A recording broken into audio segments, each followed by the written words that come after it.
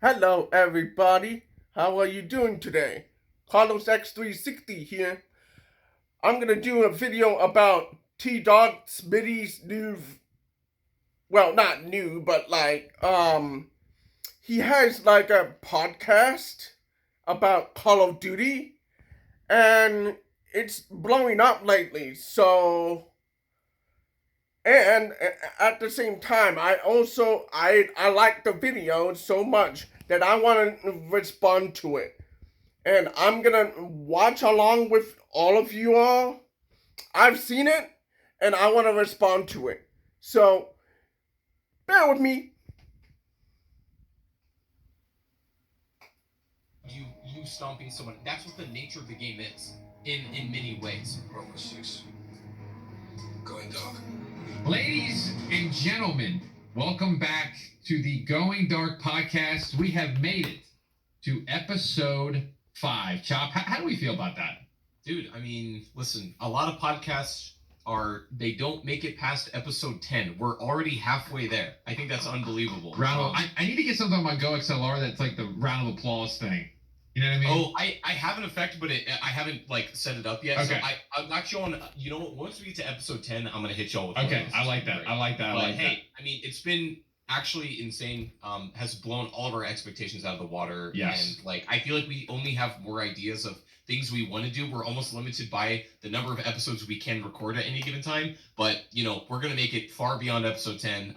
We're in this for the long haul, so I'm very excited to get it going. So we have a Discord. I'll let you in on a little behind the scenes. We got a Discord that we kind of organize all our stuff, our thumbnails, our ideas. Our idea section is probably 20 ideas deep. So Listen, we're at least going to make it to episode 25. I can guarantee you that. That's the good news. Yeah, and I think it's going far beyond that. I think by the time we get to that point, we'll have hundreds of ideas. But yeah, we got some really cool stuff in the works for you guys. This is the introduction section, so let it go. Some spicy topics to get into. This one is going to be a bit more of a difficult discussion for Call of Duty. And we've been kind of trying to figure out how we're going to approach this one. But an important discussion to have. These 3 pretty hot button topics in the community right now, and discuss kind of where they're at and where their trajectory is going, and whether they belong in the game or not. So it's 3 things that we sort of feel need to be reworked or just outright removed from the game itself. So yeah, that's kind of where we're going with this. Last week was 5 things that we need to bring back for COD to save it. And now we're going to tell you 3 things that you should remove from the current games to save it. So we're giving Call of Duty. We're saving Call of Duty on a podcast, guys. Make sure you share this with a friend. Let's make this. Let's get the word out. So I mean, let's get right into it. What's the first thing on your mind? We kind of talked about this a little bit prior, but what's got you feeling like, what? It's time we get this out of here. Yeah, so we talked a bit about this before the podcast. We were going to initially have 3 things apiece. But then we realized that these issues are so major, it's probably best if we just do these top 3, and one that we both kind of agreed on. And it sounds so crazy to think about now. Yes. Because back in the day, I remember this being a pipe dream for the community, and this was the thing to aspire for. And crossplay, the ability to play with your friends across platforms. Inherently nothing wrong with that, and I think even just saying it out loud sounds like nothing but a good thing. But the details of it have really shaped the Call of Duty landscape over the years. And At the basic level, that would bring people from one side to the other and one side to the other. Yeah, I agree with them that at the fundamental level, crossplay is a good thing, bringing people together to do gameplay, to have fun, grab a beer, chill out. But we'll get to this, and my thing is, I don't have a inherent problem with it. But the problem is, it invites bad apples. We'll get to this, okay? that I'm not entirely sure is good. So I think crossplay is not just a beneficial thing. It definitely has its drawbacks too. And I've seen, the community be a lot more vocal lately about, hey, can we remove crossplay, or like, can we just turn this off or whatever? Because it does cause a lot of, issues with it. I've already spoken about this before in previous videos. Go watch it. Go. Because that's the other thing I said. We should remove it because it invites problems. Bigger problems than just like haters and hating each other, doing this, that, this. We'll get into it. Okay, so let bear with me and just alright. The game and experience itself. Yeah. So this was number 1 on my list, so just so everybody knows, because I immediately thought of this one. I don't know why. The rest I kind of took a minute to look around and glance at and figure out. This one spiked to my brain right away because I have a list of reasons why. I think the best thing that I can say is for this, I feel like it brought a cheater culture to Call of Duty. Now, in 2010 and 11, were there cheaters on Call of Duty? Sure. They had the not aimbot, the controller where you would, what is that called? Like a trigger mod, and you could shoot like the foul super quick. It's like, and you saw somebody that like that, and you're like, they call it scuff controllers, bro. They call it like customizable controllers now. I don't inherently hate scuff controllers. I know they have like comfortable ideas of like putting like an input on the back and you can press it. They experimented with it, and more companies are embracing it, if it were so. But the problem is, it's more of a turbo controller issue. No, seriously, there was turbo controllers. I'm gonna get to this in a different video. Yeah, you guys already know what I'm talking about. Let's move on now. that dude's cheating, but it wasn't like as frequent because you had to like make the controller, you had to go buy the controller, you had to go do all this weird stuff, and there was some occasional mod menus. And honestly, the funny thing is, I don't know about you, but when I got in one of those mod menus, I was kind of like, it was funny. You're like, dude, I'm jumping around. Like, you get out of the game if you didn't want to do it, and you go into another one because there were so many lobbies back then. There was a lot of these mod menus back in the day, just as much as it is now, if that makes sense. But today it's worse than it has ever been, because back in the days, these cheats, these mod menus, they would be like, it's not exclusive to like aimbots. It's not exclusive to those little squares that you see through walls. But there were cheats that allowed you to fly in the air. There were cheats and glitches that allowed you to go under the those maps, the clippings of the map. So the clipping, there's like exploits where you go into the map. If I don't know how you. Okay, so the polygons, there's like wireframes, and there's exploits that allow you to go into the polygon and be like an invincible character down there, and you would cheat that way. That's cheating.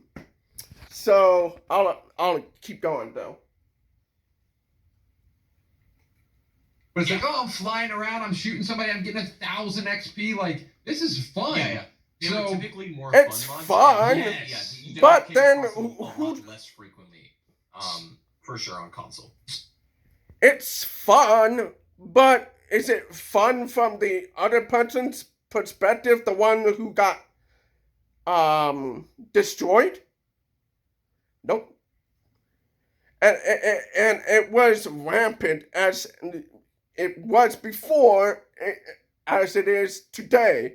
So that's why the hate is there for those ideas. So I don't know. But I do agree, it's kind of fun. It's kind of like playing TDAWG with cheats. And to beat TDAWG, you actually need cheats. It's not because the game is more like an arcade shooter than it is like Call of Duty arcade shooter. The arcade shooter in TDAWG, you have 3 lives, and the checkpoints are only like far away from each other. So there's a checkpoint over here, there's a checkpoint over there. And it takes a long time to get from here to over there. Great game, but there's but TDAWG is unforgiving. It's difficult. It's I don't know how you explain it. It's very difficult. It's not easy. Not easy. Let's go. So, in my opinion, today's world is this crossplay has created some sort of.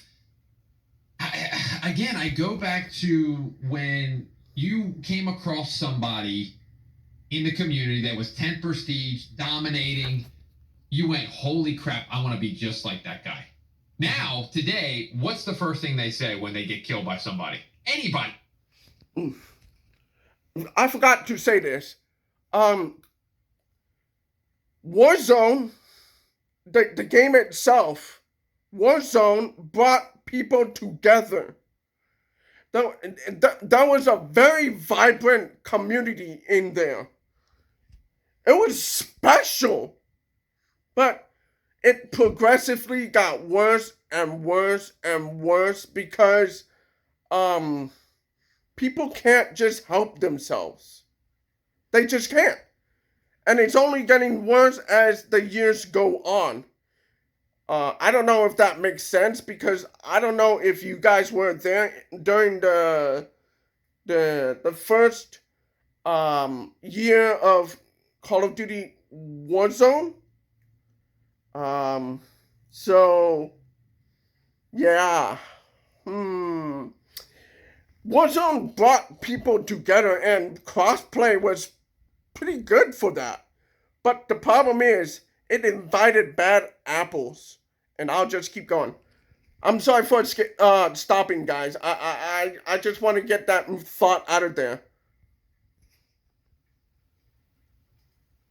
He's cheating. He's cheating. He's walling. He's cheating. Yeah. He's walling. He's aimbot. He's Cronus.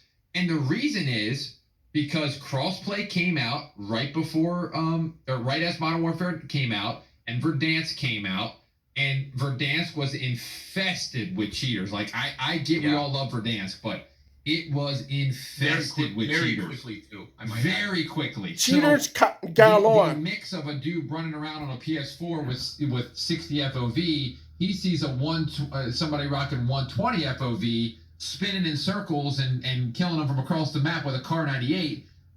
The automatic assumption is he's cheating, which he probably was, and then it just continues to pour doubt on anything of a good player. You know, you get your camera broken, he's cheating. He snipes you from far away. Oh, that dude looks like he's cheating. He's aim locking.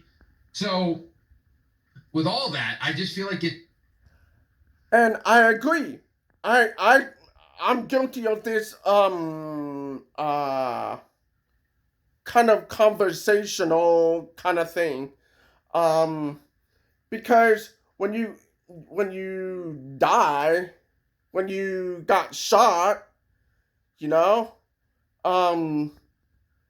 you feel like something is off. Like, how do you use a marksman sniper and you are like 1,000 meters away? How is it that you saw me in the middle of that map and you were able to destroy me in 5 seconds? Explain that. You don't know how to explain it. So, yeah, I agree with that. Yeah, I've said this before on the channel. So yeah, I can agree with that. Yeah. Added this level of suspicion that I feel like Call of Duty's associated with hacking now. Like, that's all I feel like I see. And I'll let you talk because I've been talking for a while, but... No. So it's definitely been trending that way. Like, to talk about your point of what you mentioned, like, years ago, typically cheats in Call of Duty, yeah, they were definitely less frequent, and they tended to be more, like, hardware-based. Mm-hmm. Where, like, yeah, a modded controller... This guy right here, it's going too easy on Call of Duty. It's going too easy. No, it was as widespread as it is today, if that makes sense. I'm sorry, guys. Okay, so it was as widespread before as it is today. I think I said that perfectly. And the thing is, we just reported the player. But today, it's a little different. I'll explain it in a little bit. So let's get going. But I disagree with what he just said because the disproportion of player that cheat between before and today is not too dissimilar. It's just that it's more pronounced today than it was before. But before, we had worse cheats and we had more cheaters. However, today we're seeing it magnified bigger than it was before. And a lot of it is because of Activision's encouragement of these cheats. I'll explain this in a different video, and I've explained it before, but I'll go deeper onto this because this is a background issue than it is like surface level kind of thing. So let's keep going. Something like that. I mean, occasionally, like, you throw in a USB stick and you would have, like, a limited UAV or something like that. But they were rare, less frequent, and also easier to point out. It was not rare. I might add. It was widespread. Now have become much more software-based, and they're getting, like, so sophisticated at being hidden. Like, that's almost the point. Yes. And I think I guess that's what you meant by lower. Earlier, but even the rise of, like, content in, like, streaming culture, people would just cheat because it was a fun thing to do. Right. Now, I think there is actually a financial incentive to cheat because people, will try to win these Warzone tournaments with like big money on the line or, wagers and stuff like that. And part of that is just because, gaming in general has become more hyper competitive and thus monetized. And there is an actual reason to want to cheat now, and also a reason. I've spoken about this before, and I'll say that again. There's a split in the community today where casuals is one part, because Call of Duty is basically a casuals video game. Has always been a casuals video game, and Activision is acting like this game is more a competitive game, which I disagree with, and it's been encouraged because of streaming and then the other stuff too. So it's multiple issues. But casuals on one spot, competitive on the other spot. So let's split them into pieces, Casuals in casuals play. If you want to be competitive, go into ranked play. That's the whole point of ranked play. Go into ranked play, bro. Come on. If you want to be competitive, go into ranked play. Jeez, leave us alone. Oh, jeez. Keep it hidden. And I think part of that was crossplay opening up the floodgates for that to happen. Yep. Because when you segmented your hardware and your software and your player base, yeah, the downside was that people couldn't play together on different platforms. Sure. But it also became a much more easy to maintain the integrity of. And he's right. It's about maintaining the integrity of the game.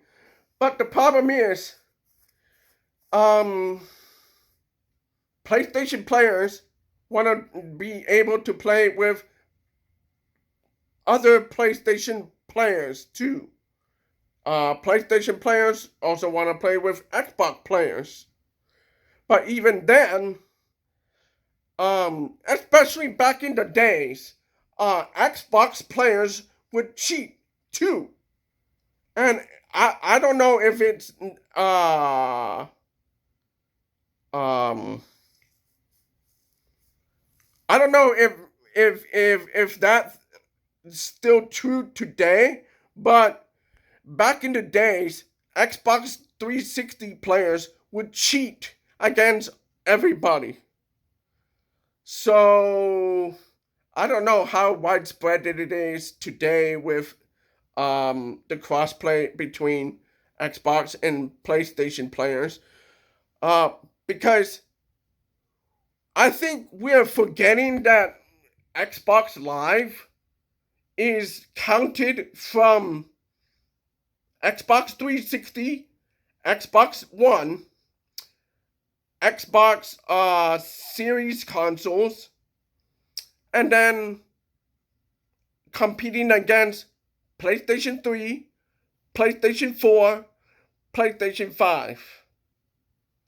Normally, I wouldn't have a problem with crossplay, but the problem is there's cheaters on the Xbox side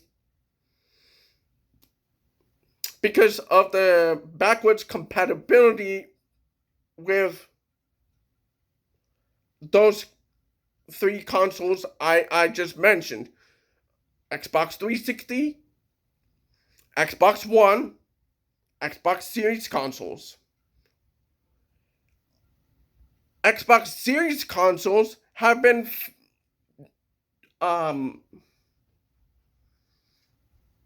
fixed, so they say.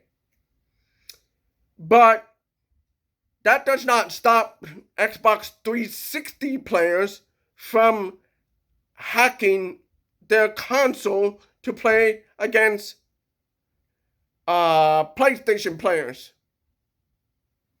That's how I see it. And don't forget, PC players are a bunch of cheaters. I've already talked about this before. They cheat. They have the best gameplay because of the accuracy of their mouse movements. But they cheat anyway. It make no sense, bro. So those people ruined the whole dichotomy of chill gameplay between players. It's like this. You might have a friend that is a PC player, and you might be on PlayStation, and you start to hate and resent players who are on PC because of the cheating problem. That's where this problem is. Let's go. Like the security of your system.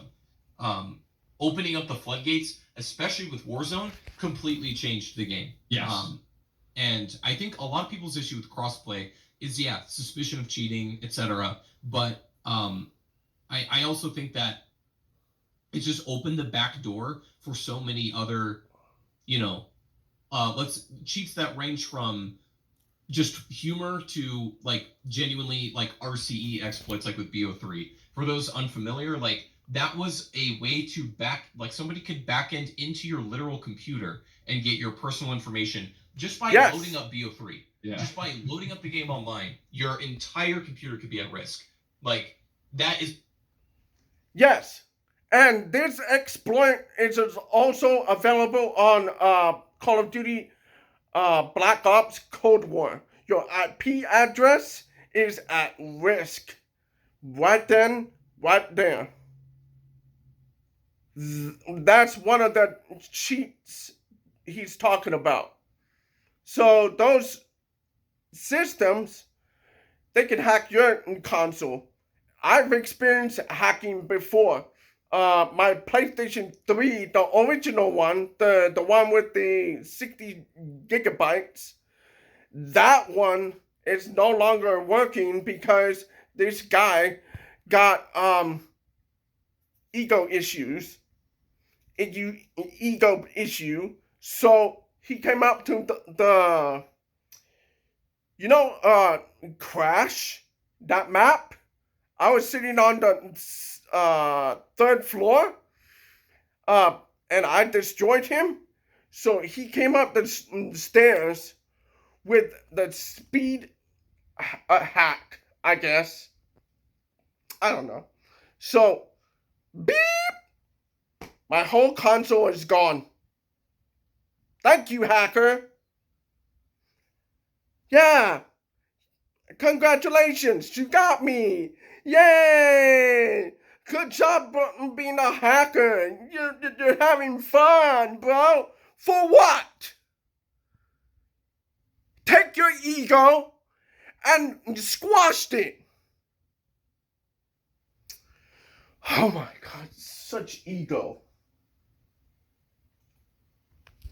Different than Coward. Somebody giving you 1,000 XP. Freaking coward. Max prestige in one game because you're doing that. Like totally different. So different. Yeah, and I think a lot of that was backdoored in by crossplay. Yeah, and actually I want to go back to your wager point. If you're more of a casual person with these games, a wager is more like I would put it as like a match for money. So like the first thing I thought of was you're playing 2v2. So let's say me and Chopper are hopping into a Warzone match and we play another two people and you have like a kill race. Whoever has the most, whichever two people have. However, that invited a lot of the swattings. That invited a lot of the crimes. That's not a good idea, not a good idea. So don't do that. Don't do that. Don't do that. However, I do agree that it's supposed to be fun. I agree with that. But that invites more problems.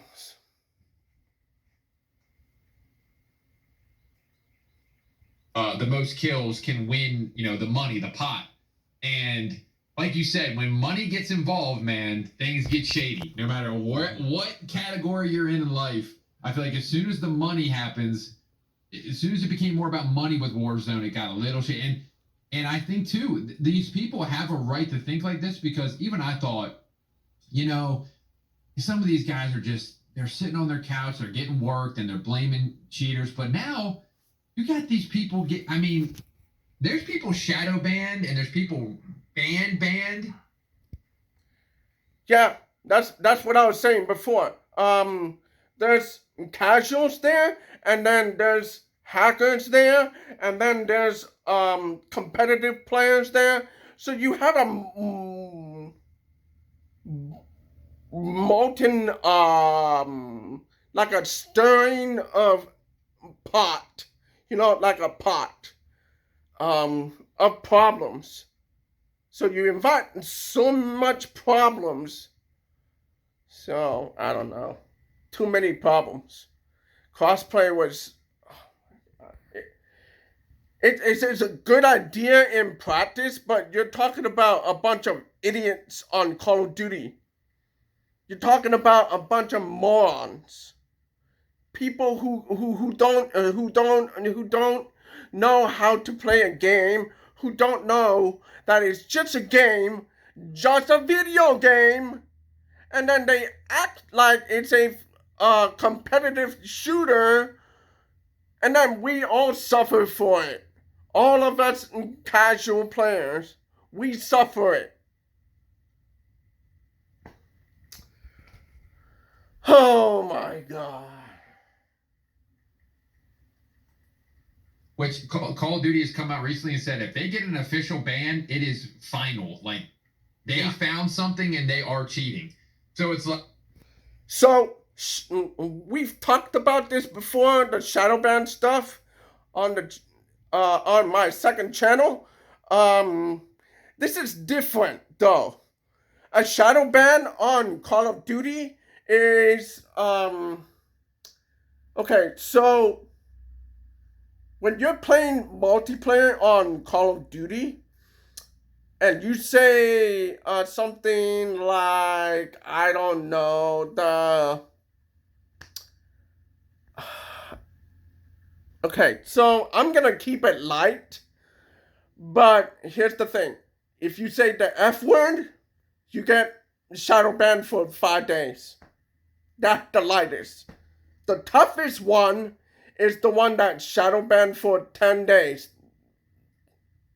Let's put that in that context. Yeah.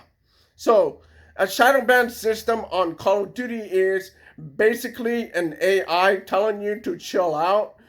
And if you don't, you can get longer shadow bans progressively. But the actual ban of the account is you cheating. You manipulated the software. You modified the game. You hacked the server. You hacked the game. You used cheats. That's your fault. So, you got banned? Congratulations, bro. You got yourself banned. You played yourself, bro. You got yourself played. Congratulations. Woo!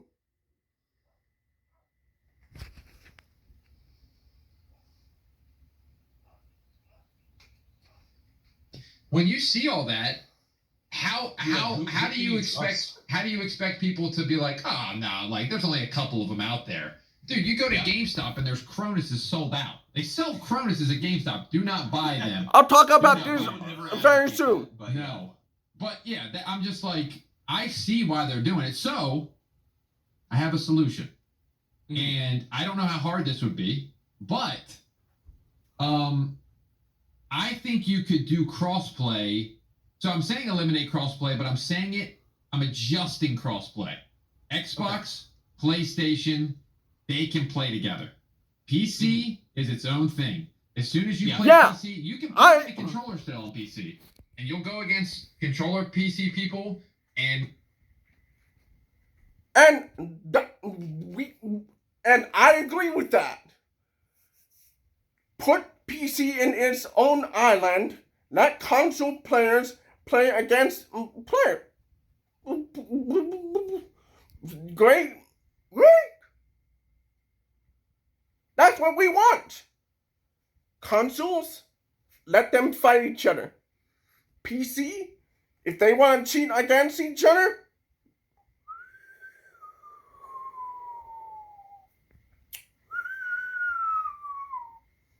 bye. Go over there, guys. Go over there. Leave us alone. Just, I want to play against other console players. No problem. Bye, PC players. Bye-bye over there. Go on your island. Go on your little silo. Yeah, go over there. Go over there. We don't want you here. We don't want you here. No, we don't. Yeah. I agree. Agree. Agree. Agree. Agree. Agree. Agree. Agree. As a Agree. keyboard PC player, but if you are on a console, the only people you play are PS people and Xbox people. Because So go ahead. Or go ahead. I was just going to say, what you actually mentioned is exactly how PUBG does it currently. Oh, and okay, this good. is interesting because I used to play that like a lot. And like I would talk to developers and stuff. And one of the issues in that game was actually, hey, are we ever going to get, because originally it had no crossplay at all. Like separate player pools for PC, PlayStation, and Xbox. Eventually, they merged Xbox and PlayStation. And I asked the developer, hey, would you ever consider merging it with the PC player pool? And they said, we absolutely have the ability to do that, but we've considered it, and like we could pull the switch tomorrow, but we're not going to do that. And because of the game mechanically, and also I think, you know, a backdoor from like cheaters and stuff, because also PUBG has a huge cheating problem, they never did it. Even to this day, even though they could, they didn't. They showed a little restraint, and I think that was smart. Those developers are really good, really smart. They thought of it. They saw it like 10 years down the line.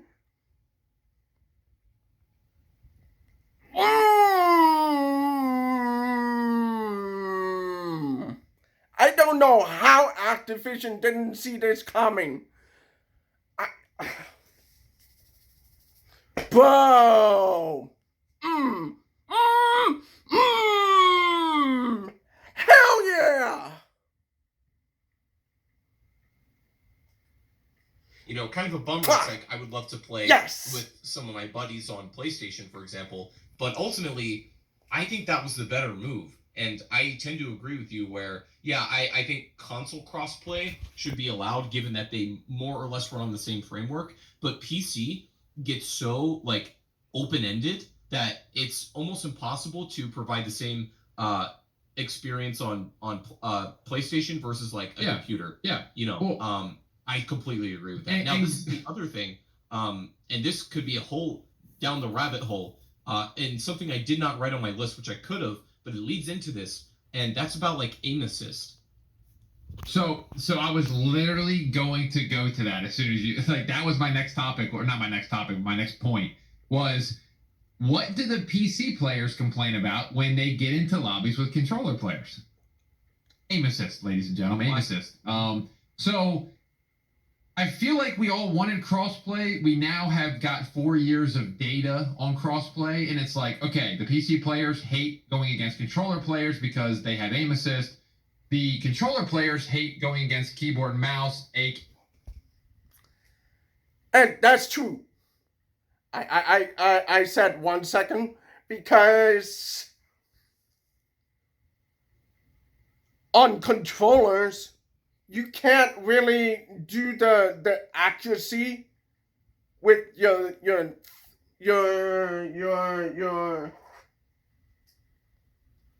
hold on here 1 second here. Your analog stick, you see?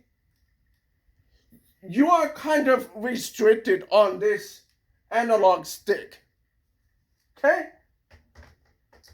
You can't like put the iris, the convex into like a mouse style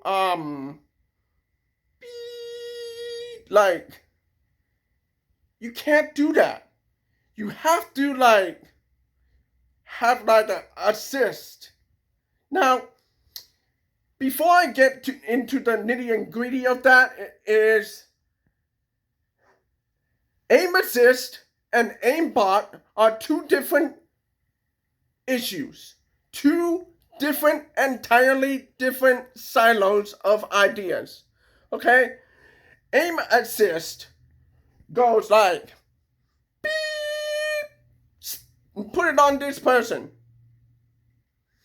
But aimbot is like, let's say you have a little square, even from 10 miles away. Okay? That's aimbot.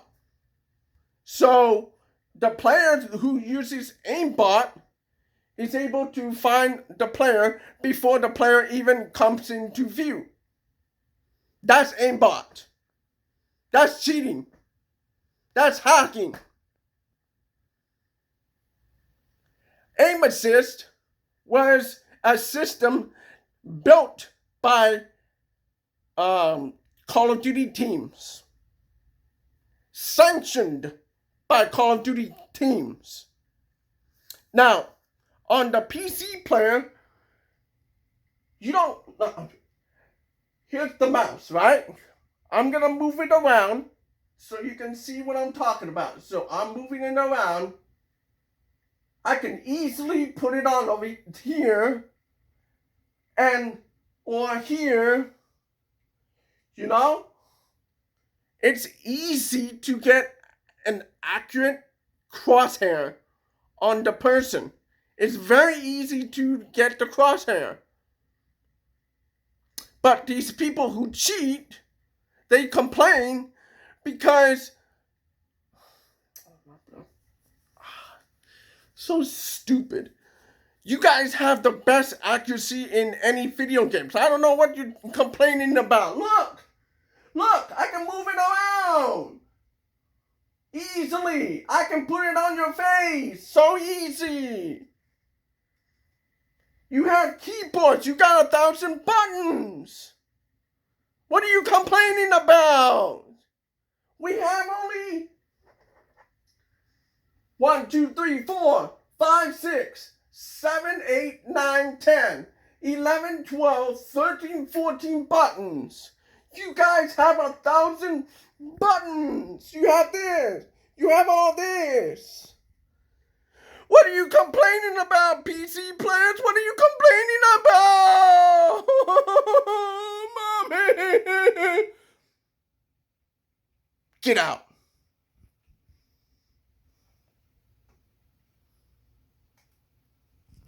Or PC people with a controller because they think they're hacking.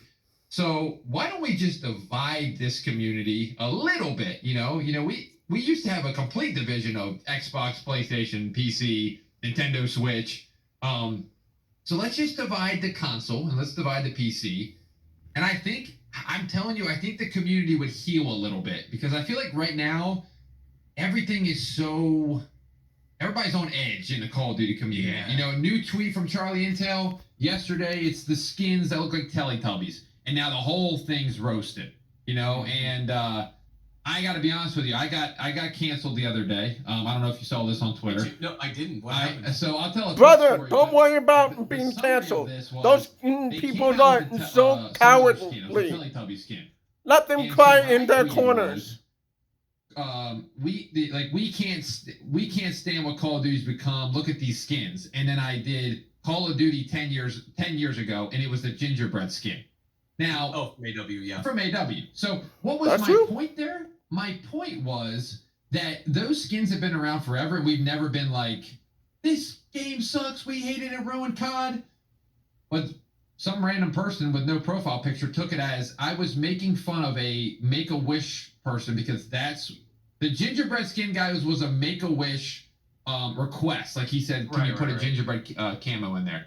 So TDAWG, that's a troll. TDAWG, that's an idiot. Forget that. Ignore him. That's a troll, bro. You don't listen to trolls. Those are cancel culture trolls. Okay? Now, let's get to the skins portion. Okay? Yes, Call of Duty has been doing like skins for a long time. But the problem is today we're paying more for the skins. We're not paying reasonable prices. For God's sakes, the custom the bundle with the fist, it's almost $100. What do you? That is like the price of a video game, bro. What is that? And then you got a bunch of Barney's bundles. What is wrong with you guys? What are we doing?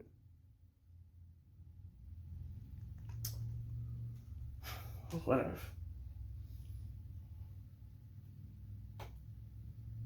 He took it as I'm making fun of a Make-A-Wish person. No, you're not. No, folks. We got to do a little reading. We got to do a little comprehension. That's so Twitter brain. It's so Twitter brain, and you would be shocked at the views. I would actually.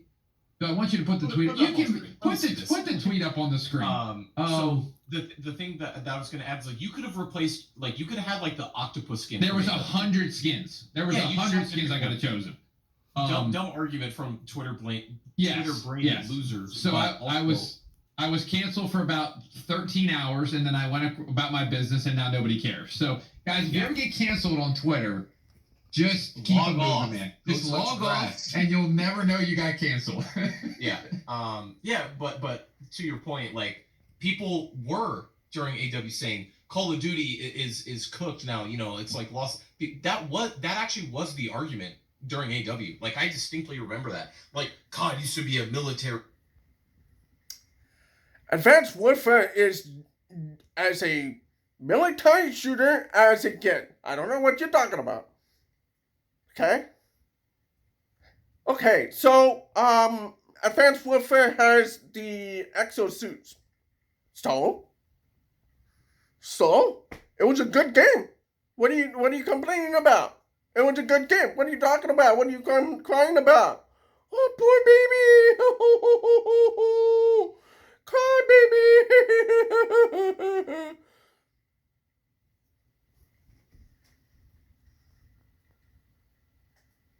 Sim, all this stuff, and then it's like people were complaining during AW. Like, I don't think anybody's on.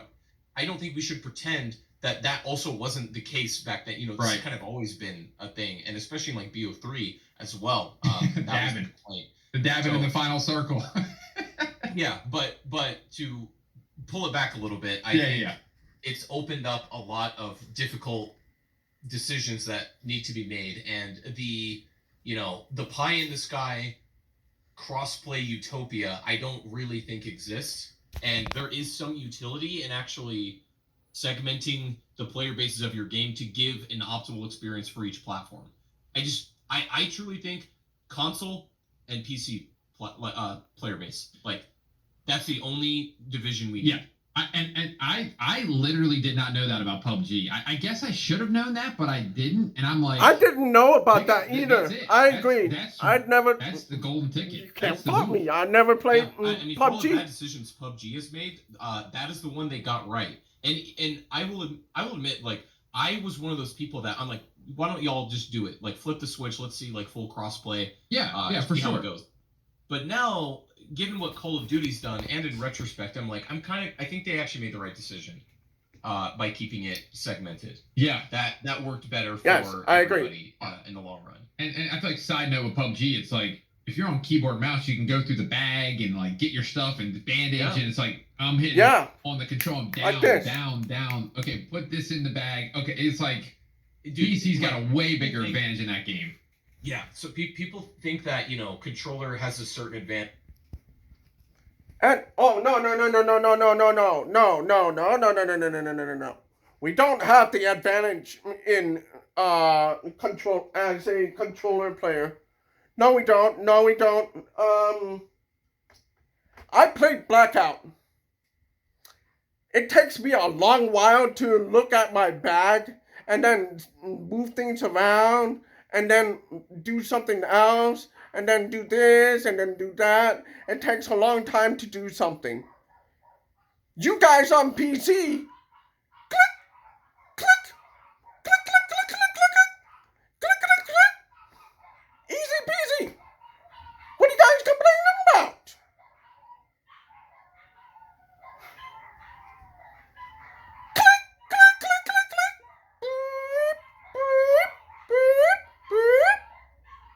Yeah, complaining babies.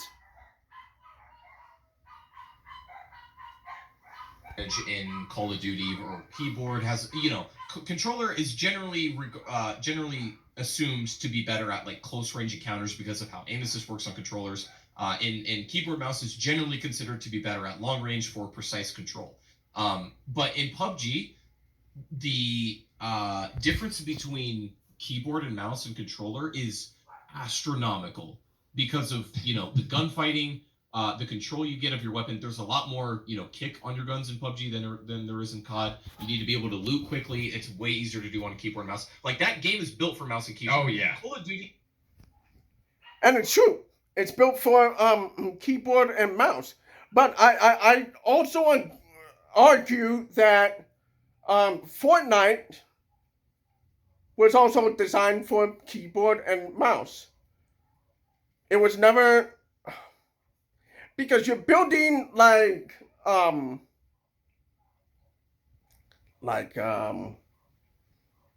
wood on top of wood. You're building buildings, and that's what separate Fortnite from every other battle royale game, and they removed it. I don't know why. I don't know. Oh my god, that is so ridiculous. But PC players have more advantage over controller player. Has always been the fact, going all the way back to Fortnite, all the way back to Unreal games. Unreal 1, Unreal 2, Quake 3, Unreal Tournament, Doom games. Bro, PC players have it better than any other console player. You guys are complaining about nothing. Complaining like nothing. You guys have it better than us. I don't know what you're complaining about, crybabies. You know, you could say it was built for mouse and keyboard. You know, Call of Duty 1 was It came out on PC, yeah. Sure, but they console-ified the game as the years went on. 100%. After Halo, it became about the console experience, for sure. I kind of miss Halo that, to be too, honest with you. by the way. I miss booting up a console and playing a game. And I can easily do it. I got a console right next to me. Sure. But it's like, I don't know. It's just, I got ingrained with the frames and with the FOV and with the, you know what I mean? It's just like, I do get that part. But now the console has most of that stuff. It's I don't know. Yeah. But to summarize point one, crossplay needs to not go completely, but it needs to be toned down, aka PUBG version. Xbox Agreed. to PlayStation, you know, if Switch wants to get involved, sure. And then PC is its own thing with controller and keyboard and mouse. I mean, I think it would help so much of the bent out of shape community we kind of have built with all that. So, so point two. I guess I'll get us going with this one because this one I brought to you, and I think you like this one. I cannot stand. I can't stand it. The Hulu type main menu system that we got. And for those who don't know, the main menu system, I was told by a developer, was made, the new system is made because they want to integrate COD Mobile. So when you play COD Mobile, it looks... I hate that. I hate that. When they change the Call of Duty... Let me come here for a second here.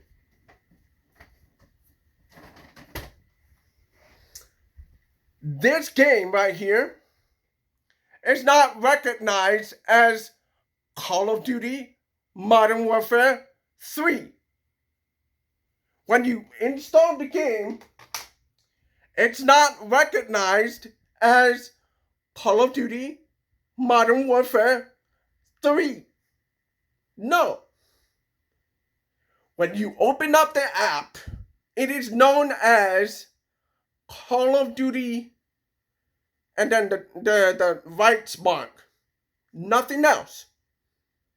But it's the Call of Duty app. That's what they're talking about. But the thing is, this system, when you load up the game, it has its own user interface. Fine. But when you get to the multiplayer section, you have like row number 1, quick play and multiplayer matches. Row number 2, Call of Duty Modern Warfare 2, Call of Duty Modern Warfare 3, Warzone on the other side. At first it was fine, but the idea of making a Hulu style menu, it confuses a lot of people.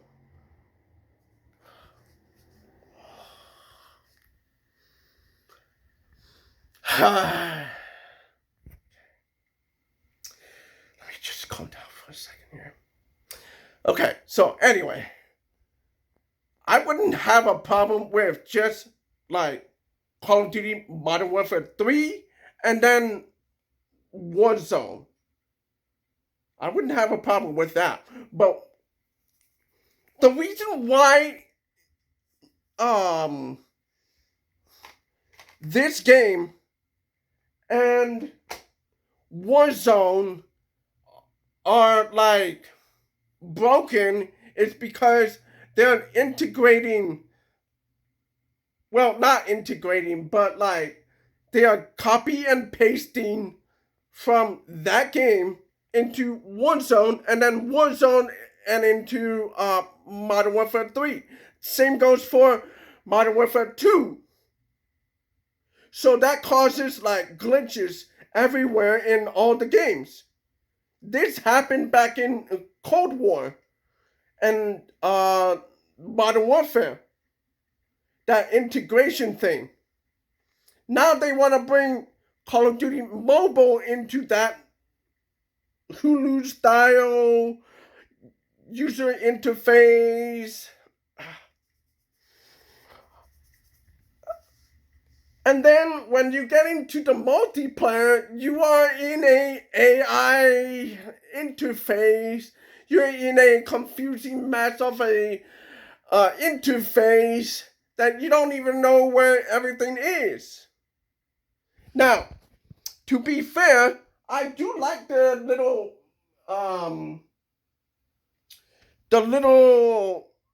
like there's like a box right here, and you press R1, it takes you to like the icons, and it shows you like that's a great system. But what they're complaining about is when you start multiplayer, you have a bunch of menus. It should be simplified. It should not be, oh, I want, no, bro, no. No. I agree with this. I agree. Exactly the same as when you play console. So it's like there's no what the heck, where am I at? What's going on? It's all synced up. And also, I'm not sure if it was Hulu or Netflix, but the person in charge of this UI Hulu. worked at Netflix or Hulu, one of the two. That was MW2's main menu was designed by like an ex-Hulu guy. Okay, so obviously that guy went, I like Hulu's design, we're going to copy and paste this thing. So I'll let you go, but That was pretty high on my list as well because I got a lot of thoughts. But go ahead. Yeah. My initial thoughts of that, cause we talked about it this morning, and I was like, dang, like that's a good point. So I've had a problem with the main menus in Call of Duty for a really long time, and I actually didn't know that they wanted to integrate it with COD Mobile. Yes. That's like their goal. Yes. That's crazy. Yes. We've gone from developers sitting down and being like, how can we make the sickest main menu possible? You know, they're cooking on BO1, and they're like, yo, how do we make this like an experience? How do we make the main menu an unforgettable experience? Like, let alone the rest of the game. How do we make the main menu unforgettable? You know, and COD menus have kind of gone here and there. Like, you know, there's been original MW3's main menus, really nothing special, or, you know, stuff like, you know, they kind of come and go. But for them to sit down and be like, how can we make this the best way to let people enjoy our game, or even just like a sick, you know, thing in and of itself, to now where it's like, how can we, it sounds very like tech bro talk. How can we onboard the most users? Yes. How can we make this the most user-friendly experience? You know, it's instead of making a cool menu, we're like, how can we onboard the most users to maximize their playtime? And it's but like, where did they get that? How did they get user-friendly with what we have now? Am I completely lost on this? Do I not know what user-friendly is? I feel like it's gone in a direction where there's a Steve Jobs clip that is very iconic. I've included it in videos before, but he's talking about how in Apple or I'm sorry, in Microsoft, in any like big company, it originally starts with like a really good idea. In this case, you could say the great idea. Let's take Black Ops 1 as the main menu. It's like, we're gonna make the menu itself an experience, and they just want to make a really cool thing. Eventually, once this like endeavor gets so big, you get a lot of like business and tech guys that don't really, and advertisers that don't really understand what makes the product so good, but they know how to effectively like sell things or market it, and then they end up making the decisions for the game instead of the creatives making decisions about the product. And then those people lose the sense of what it means to make a great product. Yeah. And that's where we've gone with the main menus for sure, is like, we've ventured so far into like tech bro kind of menu systems because it's like made for that kind of hyper optimization and onboarding new users kind of thing, that we've lost what it means to make a great main menu. I just like you said, I literally have it in my note. And the worst part is, they're complaining about how do we onboard new users. What are you talking about, bro? Call of Duty? What are you... Activision is a bunch of stupid morons sometimes. Because you have a market of 20 million players per game on average. So, what are you complaining about? Sometimes you have 10 million, sometimes you have 15 million, you have 20 million sometimes, and then your best game was Call of Duty Modern Warfare 2019, 30 million copies sold. So what are we talking about here? What onboarding new users are you talking about? In 2019, we had the pandemic. I don't know if you noticed that, but everybody was sitting at home, bored, not knowing what to do, and here you are, you're complaining about onboarding new users when you have an average of 20 million copies worldwide, and then you got an extra 10 million, and you're complaining about onboarding new users. What are we doing here, bro? What are we doing here? It was simple. I don't know what is so complicated about the games before that, huh? Nothing. You complaining about nothing. I don't know what you're talking about. If players want to play Warzone, let them play Warzone on their own. If they want to play Modern Warfare 2, let them play Modern Warfare 2. If they want to play Call of Duty Black Ops Cold War, let them play Call of Duty Black Ops Cold War. Why are we trying to integrate all of these games into one place and then making it more complicated for everybody else?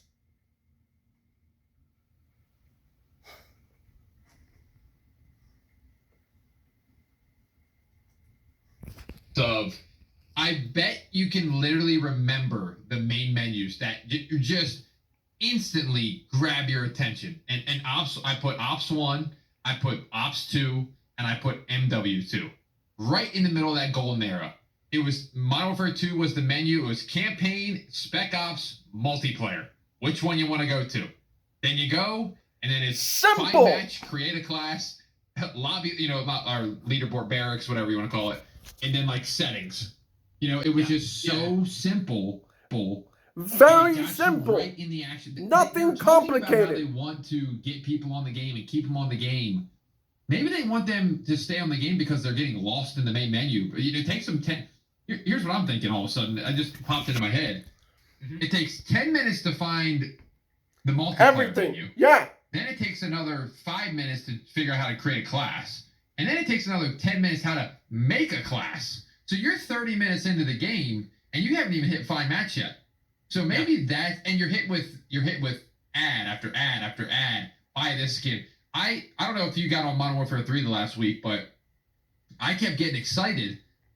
The first day I got on, I thought that they gave that skin away. The dude that was like, it was like a panda bear that was high.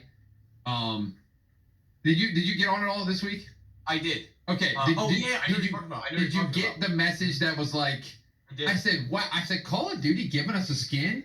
And then I realized it said, no. It says buy the skin, and then it gives you like, it did give us something. It gave us like stickers and like a camo or something. Like or whatever. Yeah. But I'm like, these dogs, man. Like, I'm all excited. I'm going, wow, Call of Duty might be turned around. No. It's just an ad to buy a skin. It's like, when you get on a game, I remember this, we talked about this in a previous podcast. It was like, when you get on NBA 2K now, you're hit with 2K TV, where it's like just them doing something, some show. Then you get in and it's a VC ad on how to buy VC for your character. You're playing an actual private match game, and there's ads on the scoreboard. And I'm like, I get we got to make money, man, but like... It's getting aggressive. It's getting way too aggressive. I can tell you something wild, too. And...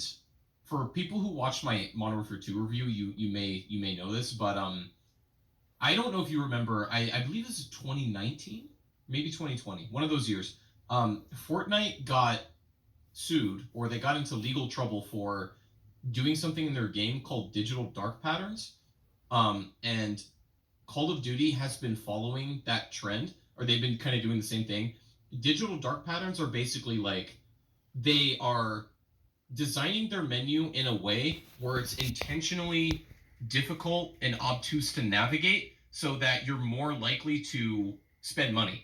That's the whole theory with casinos, is like they remove clocks, or they make the layout kind of confusing so that you just end up spending more time in there and spending more money. I don't know how malicious that truly is in terms of casino design, but in any case, Call of Duty is clearly designing their main menus around this like digital dark pattern system. I agree. I don't think that they want you. It's way easier to purchase an item when it's presented to you than it is to like click out of that menu. It is easier to go through more steps to get out of the menu than it is to buy the product they're putting in front of you. It's an easier thing to buy a skin than to find a match. Yes. Yes, literally. Like, isn't that crazy though? No, I have another point on my thing. Was my buddy texted me that, I'm not even kidding, this is not a troll. My buddy texted me the other day, and he asked me, how do I play multiplayer on Modern Warfare 3? He said, how do I get there? And you know what I did? I said, I can tell you. But I obviously told them. But then you know what I did? I went to YouTube. And you can look this up for yourself right now at your house. There are how-to and tutorials of how to get to places.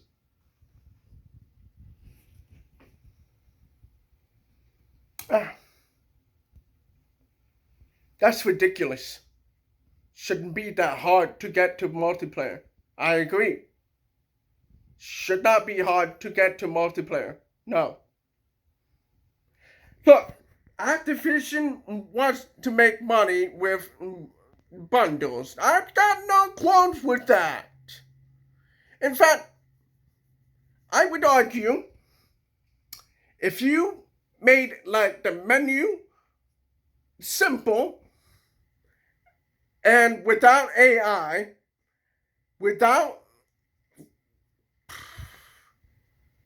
I'll do a different video about this one.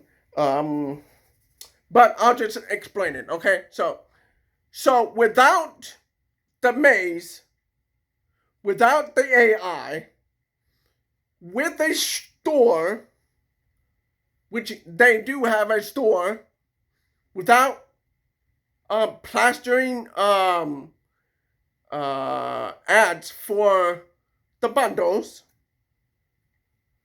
maybe more people would be enticed to buy the bundles. Yeah, there's an idea. Because here's the thing. Call of Duty since 2007 have had ads right here. We got no problem with that. We had ads down here. We had no problem with that. No problem. Advertising. But you want to put a dark patterns, confusing patterns to get to everywhere? No. That is the worst way to make money, bro. You don't care about your customers, bro. Horrible. Just make it simple. Make it simple for people to get to multiplayer. And if you want to sell bundles, use that little thing on the bottom. That's it. You have 20 million players. They will buy the bundles if they want to buy the bundles. But you want to force them to buy the bundles. The AI is saying, hey, buy the bundles and then I will give you a great match this next match. You're going to be sued, Activision. You're going to be sued. Somebody's going to have this cajones to say, hey, quit it. Somebody's going to have it. You're going to be sued. Okay? Have fun with that lawsuit, Activision. Have fun with that. Let's go. On the MW2 main menu, there are YouTube videos. Listen to me, people. Listen where you're at the house. There's a YouTube video how to navigate a menu. Okay? If you had a video back like that in MW2 and Black Ops 1, you would get disliked and made fun of. Like, yeah, how do I find zombies? Embarrassing. Like zombies. Right. I mean, and I think too, I have a little side point of that as well. Of we talked about this too in episode. I think it's time to make Warzone its own UI. Like, get that thing away from the game. But it is such a. This is a point I made before. Yeah. Push Warzone over there. Push it over there. Leave us alone. Put it over there, guys. Put it over there. We don't need this integration stuff. We need simple user interface. Simple. Something easy to get into multiplayer, enjoy our game, and go off. That's so hard for you, Activision. So hard for you. So hard for you guys to understand.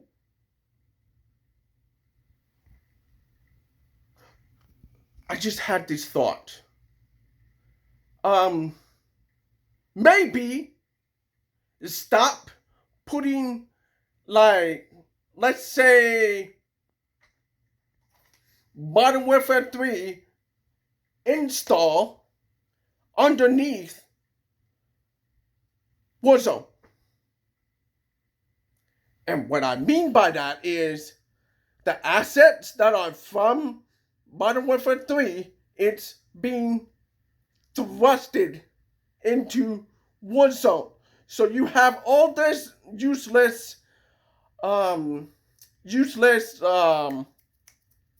assets, useless files. There you go, useless files in the system. So you're installing Warzone and you're installing Modern Warfare 3 separately, but they have the same assets.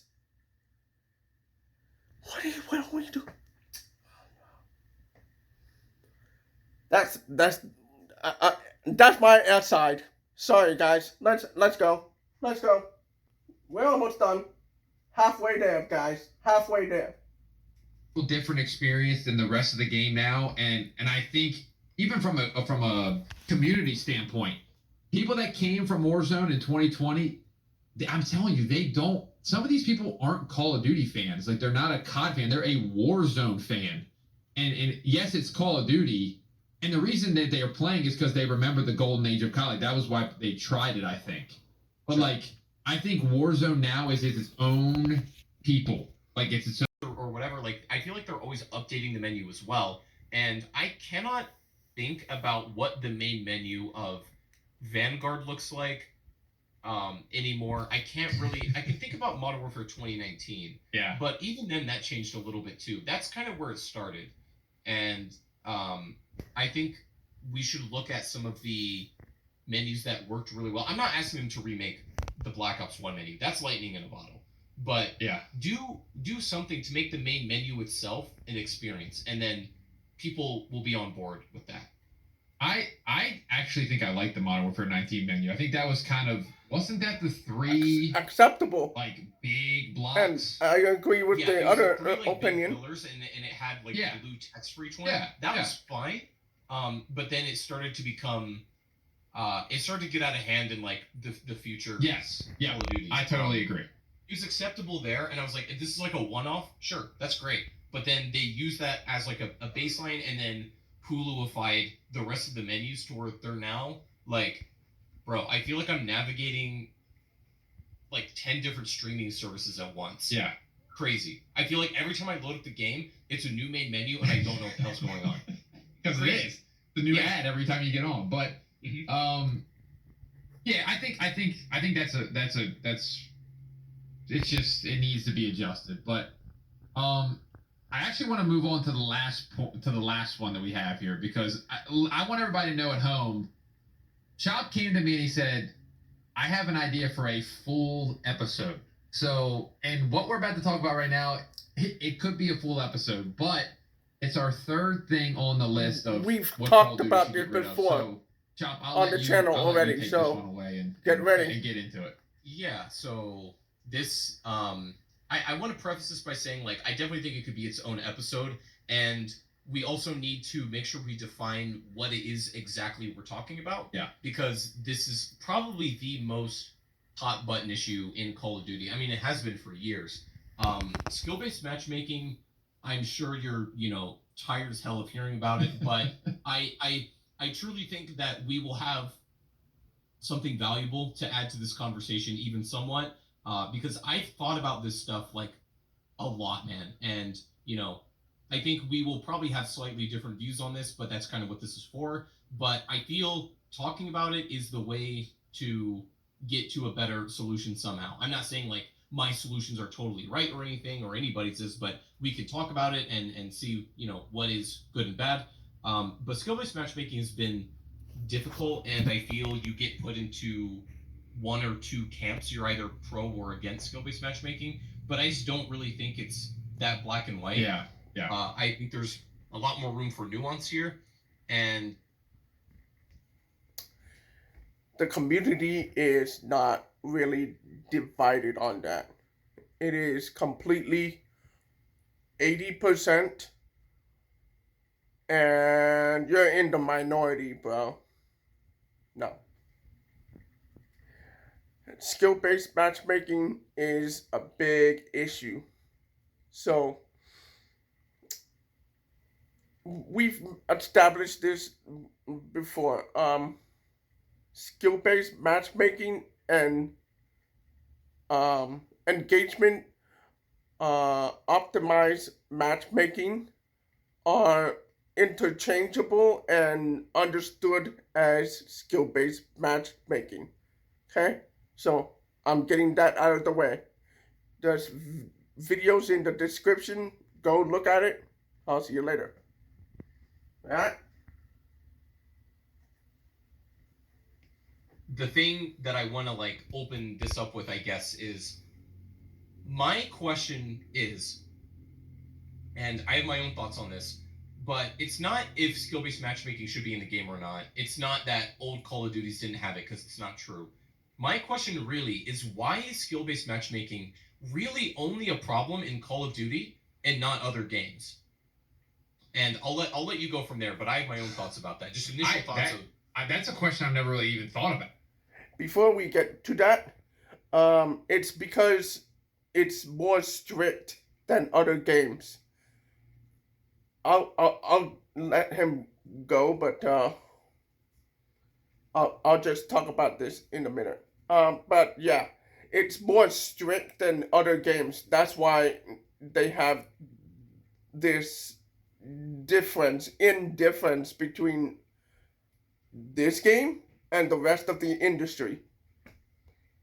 I I even did a review of X Defiant server test.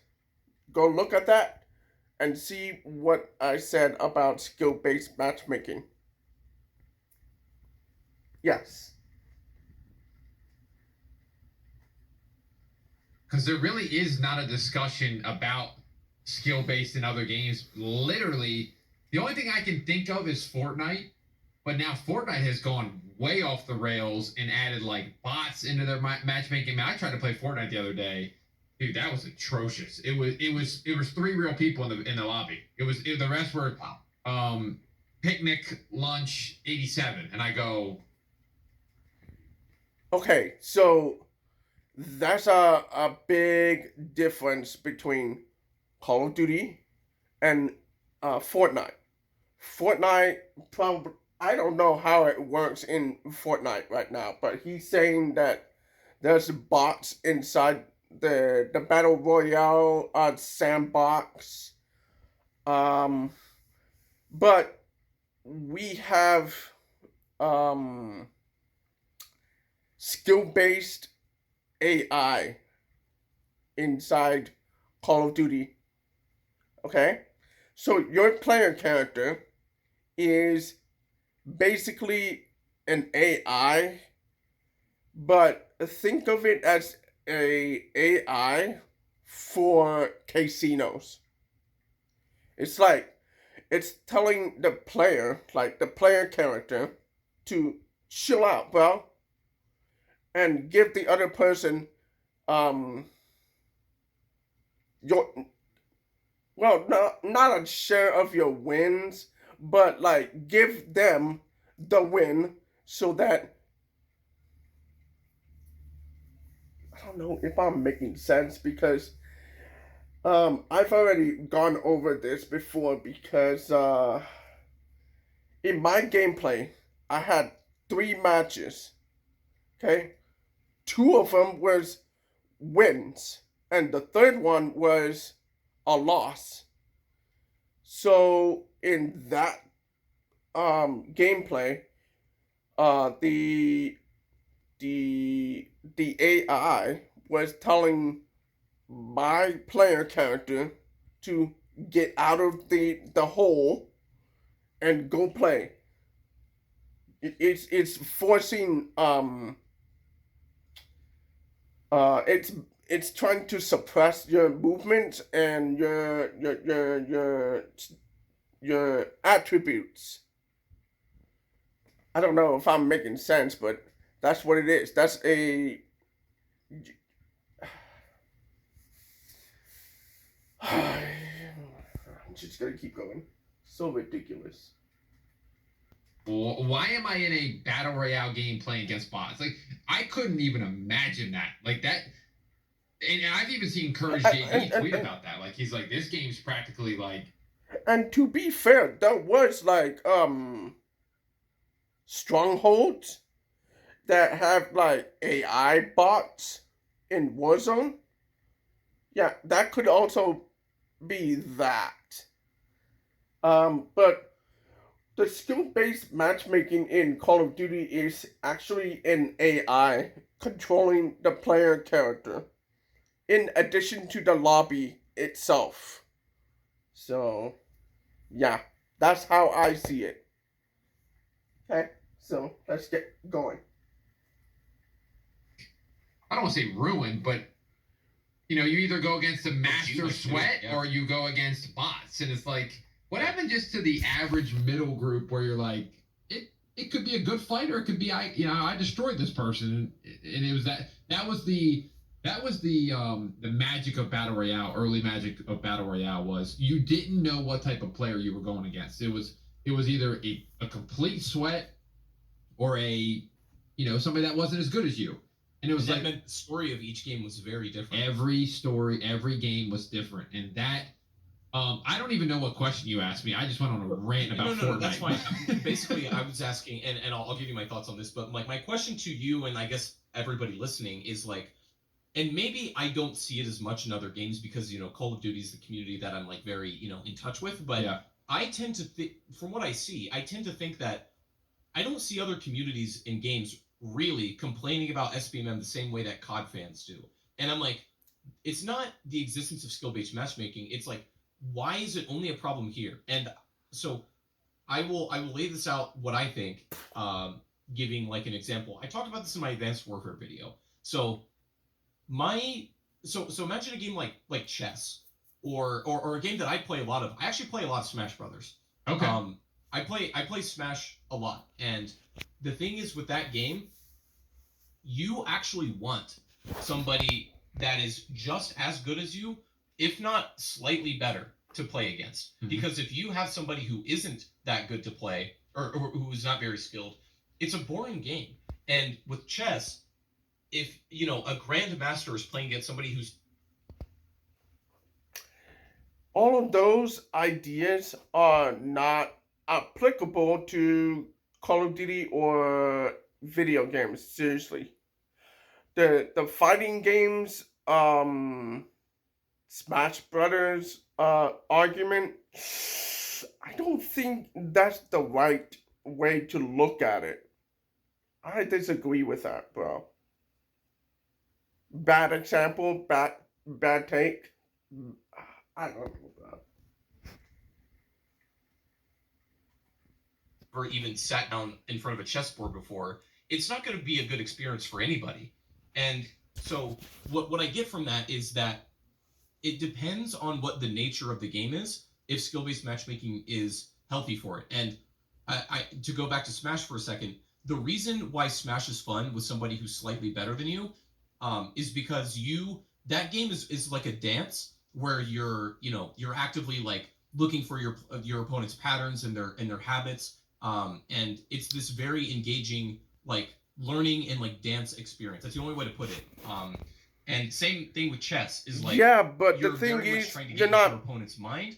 And you're not an AI being controlled. That's the thing. The fun is to be had. Yeah. There's an AI next to you. I'm not saying that player right next to you. That's your AI character. In some cases, from a broader perspective, Call of Duty's systems are built around doing much better than your opponent. The kill streak system is evidence. Yes. You know, like the game is built around you stomping someone. That's what the nature of the game is in many ways. And I tend to think that with skill-based matchmaking, when everybody's doing more or less the same, and you're not able to actually effectively feel that advantage of the kill streak system that makes Call of Duty special, by the way, then the game feels incredibly one-dimensional because you don't have anything else going on. In Smash, like the fun is the dance of the game. Call of Duty, the fun can be the dance of the game in like a hyper-competitive match, but by and large, for most people, the fun is dominating and getting kill streaks because that's what the game is set up for to do. So my conclusion is that it's not like SBMM is a problem in and of itself. It's that the game. No. Skill-based matchmaking is the big problem, and it's deflating your interest in the game. You're right about the kill streaks helping stop players, but we didn't have skill-based back time. I mean, we didn't have skill-based matchmaking back then, so I don't know what you're trying to say here. Oh no, well, bad take again. Bad take. It's being overlaid or applied to is incongruent to that system. Yeah, I mean, I'm trying to think of the game. It might have been MW19 that had pretty strict skill-based matchmaking. And I just remember, I mean, I feel like I'm a pretty solid Call of Duty player. Like, I don't remember getting 6, 7, 8 kill streaks because also I don't camp, so I'm moving around and stuff. And that game did not reward moving around by the dead silence and the doors and the But like you remember the old CODs because what did you do? 7, 11, 25 on Modern Warfare 2. It was the Harrier, it was the chopper gunner, it was the nuke. Black Ops 1, I remember it was like the SR-71, and then you got dogs, and you got chopper. Like you said, it's all based on absolutely obliterating your opponent. And it just doesn't happen when the sides are so equal. And I know the argument of like, but you don't want to play people your skill level. That's not the argument. That's not the argument we're making here. I remember back in the day, I've said it in previous podcasts, I loved BO1. I remember BO1 matchmaking the most because me and my buddy would play, and one game we would win 75-37, and it was like, yeah, baby. And in the next game, 75-73 because some random dude came in the lobby. He was a 10th prestige, and I'm like, all right, Chris, let's lock in here. Yeah, but that's not the skill-based matchmaking that we have today. No. You're not against an AI, bro. You're not against these other factors that go around the skill-based matchmaking system. We didn't have this crazy skill-based matchmaking back then. Not even in Black Ops 1 that you spoke of here. In that game, you could get like you said here, 10, 15 kills, kill streak, something like that, I guess. Kills, I guess.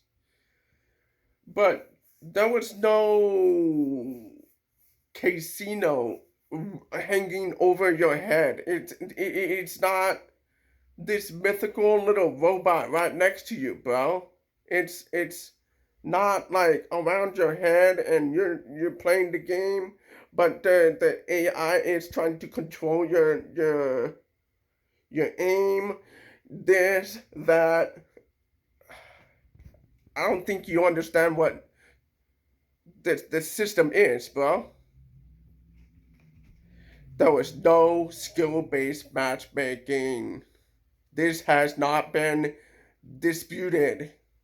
There's even a video that the developers talked about the way that they control the server packet and the way you communicate with the other servers and back to you. I have videos on this channel already, so go look at those. Okay, let's go. We gotta dial in. We gotta get the gun. We gotta the meta gun. That was our competitive we gotta go for a nature. win That was probably not gonna get streaks, but we're gonna go for a win. And I think again, it's a different story. I think I'm just gonna keep going back to that. Multiplayer had a different story every single game, and now it has lost that. It is 75, 73. Everybody running around with the meta. And it just makes the game feels very samey. And the thing, what you said, that's where I was going with it, is the other like counter argument I see. I actually remember an exchange on Twitter between a Smash player, I think it was Leffen and Hutch, like the COD player. Oh yeah, and they were arguing about skill-based. Hutch is pro skill-based. He's pro, big time skill-based. I think it was, it may not have been Hutch then, I don't remember. But anyways, there was an exchange on Twitter between a Smash player and a COD player, and it was a. You know why he's pro SBMM? I'll tell you why. Because Activision does have like a whitelist on the skill-based matchmaking system.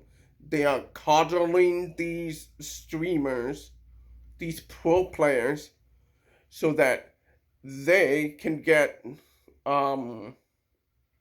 stomp matches, so that they can use the videos for exciting videos. Okay, and that's why they have these nice SBMM. Okay, it's not going to everybody else. Okay, that's why. Disconnect, because they were arguing about like totally different things. Or like where I was going with it was, I hear the argument all the time, oh, you still want to play against people your skill. In Call of Duty, it's like, no. But I'm trying to figure out why that is. Like, why is it fun for me to play somebody who's better than me at Smash, and I still have a great time, even if I get my ass whooped? But why is that not fun in Call of Duty? I think it's because of the systems of the game are just basically about getting kills and kill streaks. Like if I'm being honest, the gunplay of Call of Duty is not incredibly like depthful. You know, it's that, and that was like the appeal of the game was it's very easy to pick up and play. You know, anybody can shoot around in there. So without anything else really going on to engage you, if you're just going one kill for one death, like it's the most hollow gaming experience there is. Yeah. Well, why is it like? Why is it you have that dynamism in that game, and it's the most fun when you're playing against somebody who's just a little bit better than you, because you're learning something every time. And you could kind of make that argument about Call of Duty, maybe especially in the early days, but not so much now. And that's what I'm trying to figure out, is why is Call of Duty one of the only games that isn't fun to play against somebody your skill level? And other games are. I'm not knocking Battlefield, but if you take away kill streaks, it's just Battlefield. Like not bad. You know what I mean by that. There's no kill. It's the idea of socialism. They're trying to share the wins with the lower players. Okay? I've said this before in previous videos. But yes, he's right about Battlefield. If you take away the kill streaks, if you take away the helicopters, the tanks, it's bare bones. Sad but true. Yeah. Yep. On Battlefield, you're running around and trying to find that kill and trying to take over that base. It becomes like an objective game, which Call of Duty people were not a. Go play at Hardpoint and see if Call of Duty people are objective gamers. You know, they're not. They want to get their streaks, just like you said, and they want to just dominate. Go to a shipment. Why is shipment so popular? Because you're going in there trying to get a bunch of kills, get a bunch of kills, and decimate the opponent. And I think too, you bringing up streaks, it also makes me think about camo grinding. No other game like I feel like has a cam. I mean, maybe they do, but Good I'm point too. a little bit out of it. But like no other game has a camo grind like Call of Duty. So just like you said, if you're going 1-for-1 in camo grinding, I always hear the people nowadays that camo grind, they're going, what a miserable experience. You know what I mean? Everyone who okay, I'm not saying this about everybody, but it seems like everybody I hear about who does the camo grind, they all like hate their lives. They hate their lives. Yeah, I'm like, why did y'all do this? Yeah. And also to your point with Battlefield, you know, again, take away Call of Duty's kill streaks. What does it have? In Battlefield, you have like more dynamic gameplay going on. You have vehicle play. Yeah. You know, it's more. That is more of an experience outside of just getting kills. You can do more and you can have more fun, even if you're not just like steamrolling everybody. And this guy is just being too easy on the current Call of Duty developers. He's just going too easy on them. Okay, so the way I see Battlefield is a much slower paced military shooter. Call of Duty is this arcade speed violence gameplay. It's like boom boom boom boom boom boom boom boom boom boom. Just go there, go there, go there, go there, go do. That's what Call of Duty is. The kill streaks, it's just an extra and add-on to the actual experience. But since 2019, they've been going back to the slow moving gameplay, kind of like Battlefield. So you feel like you have to camp like a sissy. You have to do this in a strategic kind of way. They think that being tactical means going slower. All of that is a big no. Call of Duty has been a arcade shooter through and through. There is nothing that will tell us otherwise. No. Call of Duty, casual arcade shooter. Rewind to see what I said. Casual arcade shooter. Okay. Casual arcade shooter.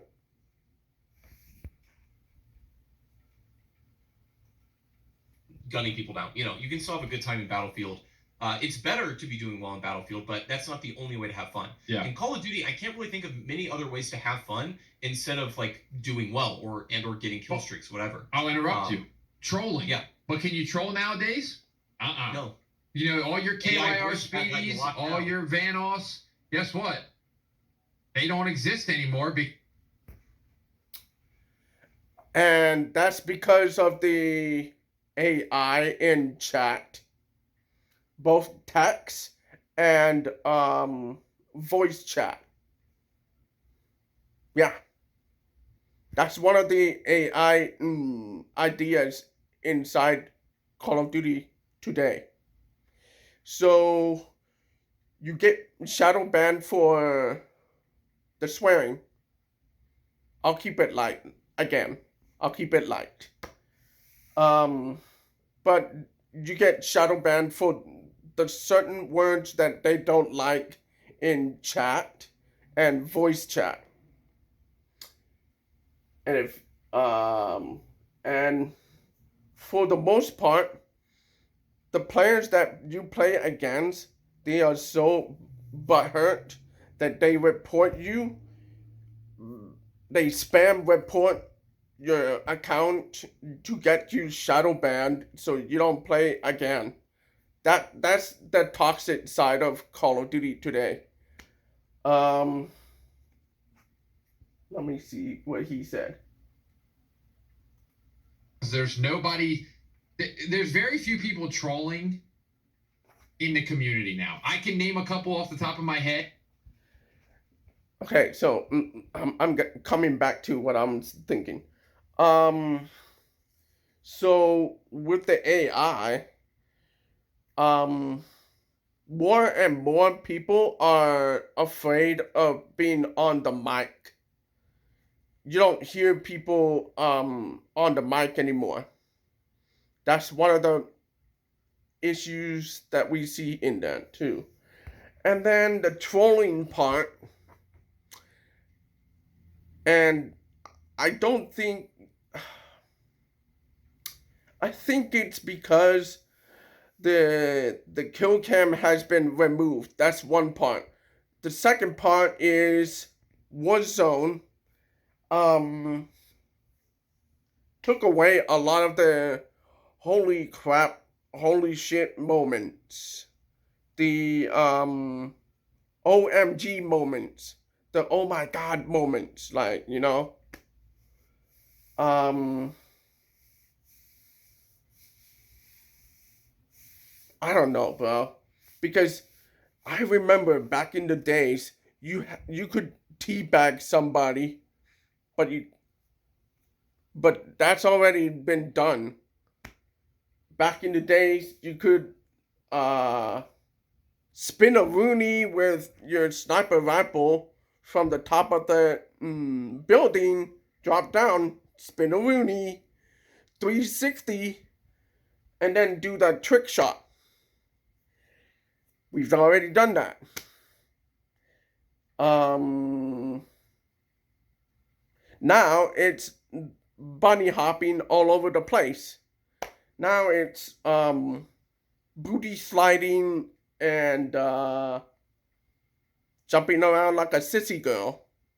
So you could do the trolling stuff, but on YouTube you're not gonna get the same reaction like you did back in the days. I don't know if that's part of it, but that's what I observed so far. But yeah, I agree. We're not seeing all of these trolling stuff, and it's because people are soft today. We have a very soft community right now. Very soft. Okay? But back in the day, you wanted to be that. Like that was the top YouTube. I feel like was the trolling community. You would get and downvoted. Doing random S&D moments, and there are people that still do it, but it was but way more that's frequent. Finding the fun back then. Yeah. And I'm not saying not saying you can't have fun in a competitive COD match or even a casual one, but I just think it's evidence to the fact that Call of Duty systems are built around doing well, and skill-based matchmaking is just like the complete contrast to that. It doesn't work. Yeah. Going too easy. Going too easy. No. And also the other thing was, I'm sure you saw maybe like a month or two ago, Sledgehammer, I believe, released like this big ass document detailing it, like in detail, exactly how the system works for matchmaking. Yeah. Yeah, skill is a component, but it doesn't seem to be the biggest, or even like it's not the biggest factor there is. It is one of them for sure, but it's not like the penultimate thing. But I think my other thing is that I feel skill-based matchmaking is an easy villain to point to and say, this is why I'm not having fun in Call of Duty anymore, instead of realizing that maybe just like the way that you play, or perhaps you're burnt out on Call of Duty or something like that. It's a very easy villain to point out and say, this is why I'm not enjoying COD anymore. No.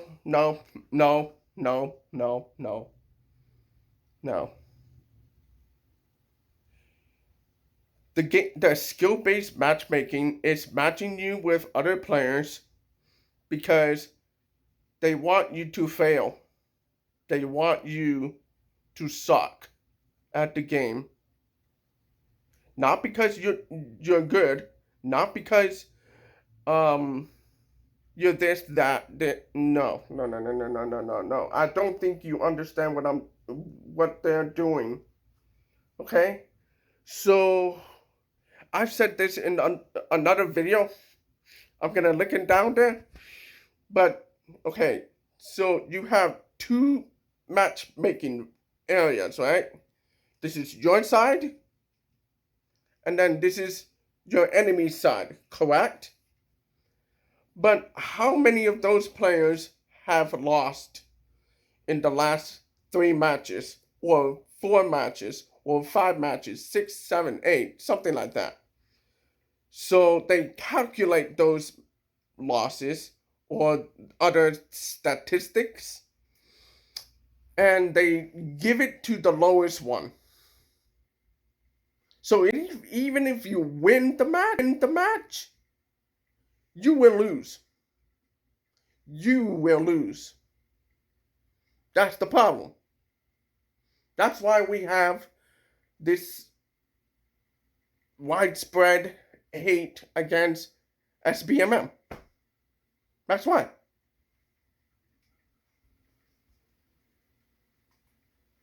Instead of actually, maybe taking a bit of a deeper examination and finding out why you're not having fun. Because I think the evolution of SBMM sucks and I'm not having fun in Call of Duty, you can kind of transcend that, I think, and be like, I'm just going to accept this for what it is and still continue to have fun. Mm-hmm. I think that's where you ultimately want to go.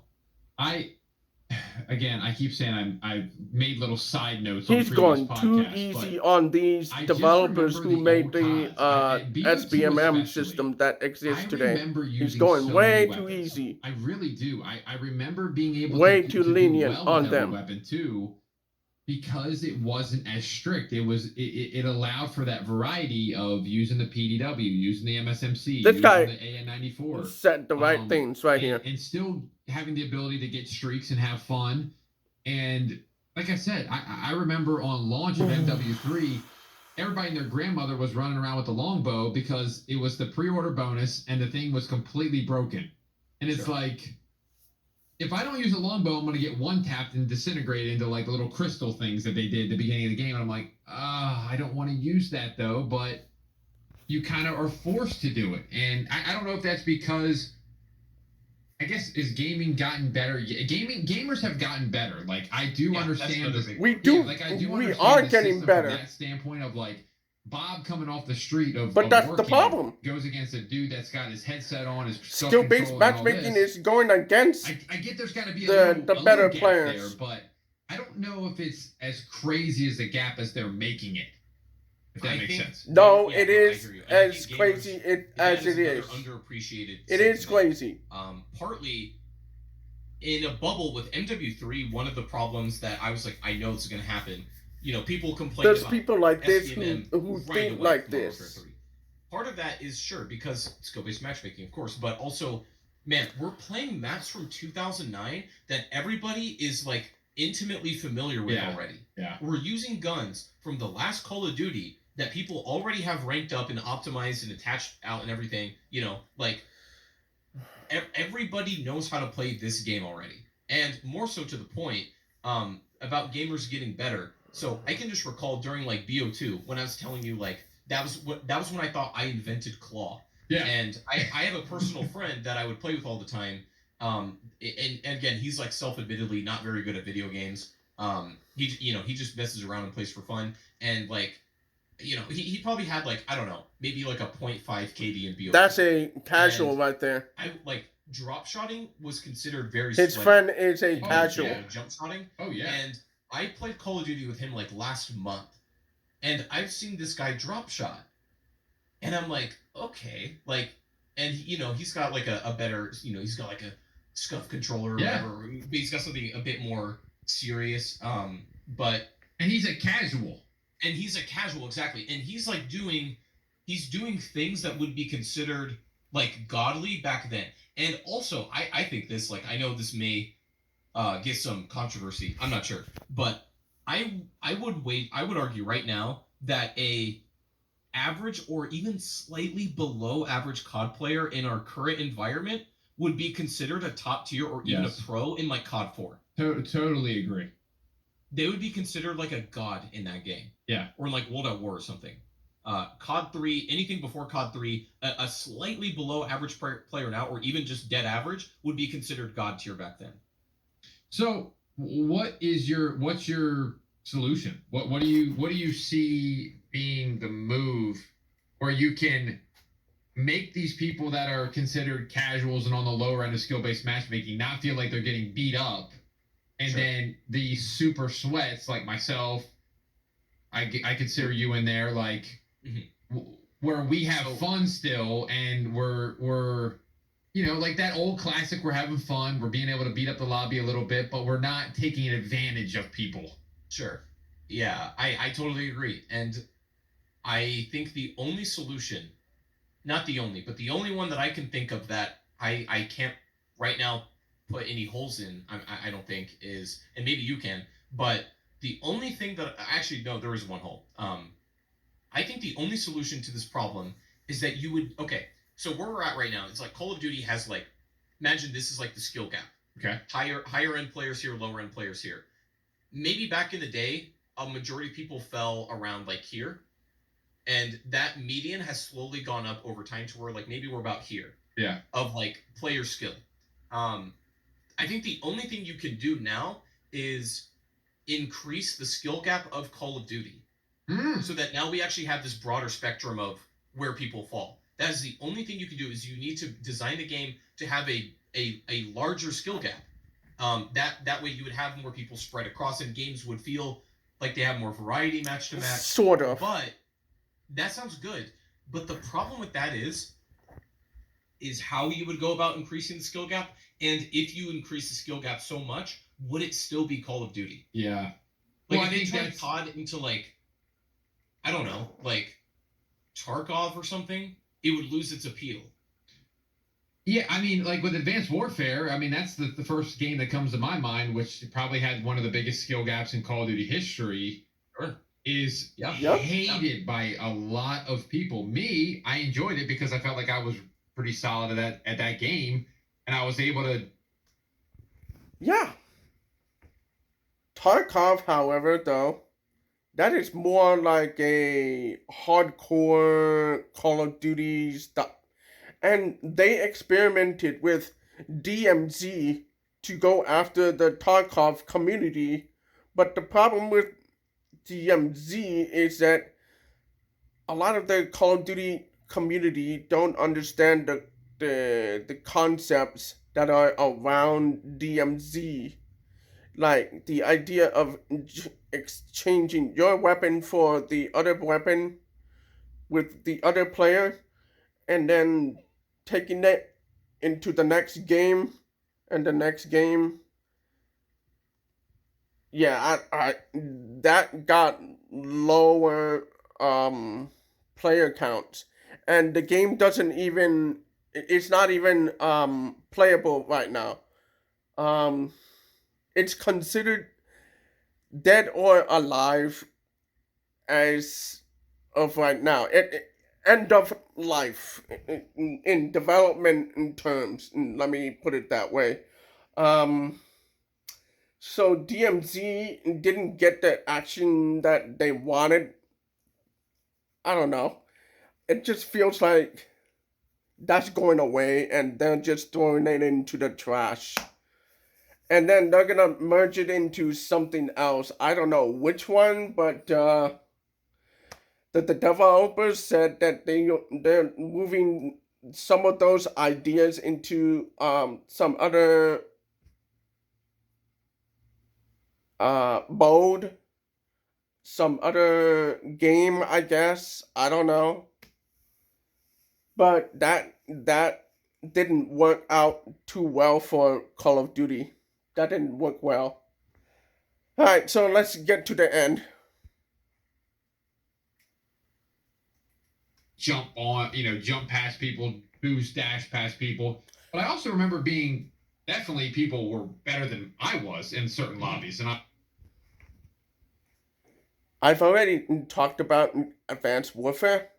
It is one of the top 5 Call of Duty games in my list. I don't know why the hate for Advanced Warfare, but I guess it's because of the fact that it was one of their 4 futuristic games But the thing is, Advanced Warfare was inspired by Modern Warfare 2, the original Modern Warfare 2. So I don't get it, bro. The hate. I don't understand. I disagree with everything. Whatever. Whatever. Good game. I don't know why. Like, holy crap! Like that guy's doing some wild crap. So yeah, the pronunciation of the skill gap in that game was huge, and I think, that's what people are arguing for when they want movement in MW3 and all that. And I think even like increasing the health helps do that too. Oh, and that too. And Yeah, I would agree with that. But people hated the long TTK, the time to kill. But I truly feel that is the only way to extend that spectrum of player skill expression is like you need to extend you need to largen's not even a word. You need to expand what the skill gap of what Call of Duty is. But again, if you do that too much, you may lose the feel of Call of Duty, and I think that's what I would be scared of.